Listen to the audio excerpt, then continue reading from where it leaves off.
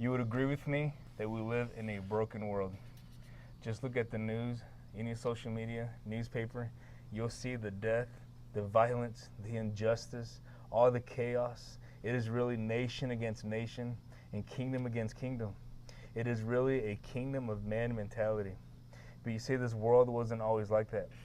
For God, who created all things, He created this world with peace, justice, and righteousness in mind. And because He had full dominion over His creation, there was peace, righteousness, and justice. And He created man in His own image, and He gave them full power and authority and dominion over His creation. But you see, man was deceived by a deceiver.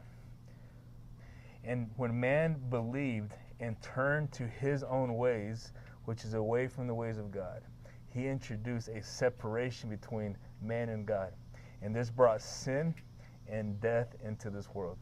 And now we live in this broken world. And each one of us deeply long for this peace, this righteousness, and this justice. Not knowing where to find it, we turn to our own understanding. And many turn to their careers, thinking that more money will give them that peace. People turn to their education, thinking that more knowledge will give them that peace of mind.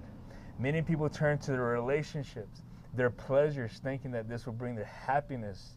But the reality is that each one of these are temporary, and each one will snap us back into the reality of the brokenness of this world. You see, but God knew this even from the beginning, and He promised that one day He would send a man to crush the head of the serpent. And His promise was that He would do it through this man, Jesus. And Jesus came once to remove the curse of sin and death. And He did this by dying a death, unrighteous death for Him. And by this He was given authority over sin and death. And when He rose from the dead on the third day, before His body could corrupt, He was exalted and given authority as king over all things.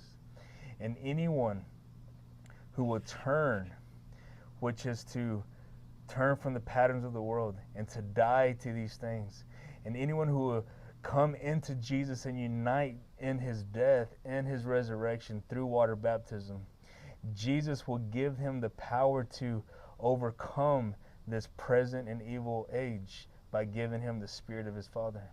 And all those who swear allegiance to Jesus for the rest of their life will be saved. And here we are commanded to go back into the world and to proclaim the good news of this coming kingdom. And if we endure into the very end, at the day of the Lord, we will rise and reign with Him forevermore. This is the gospel.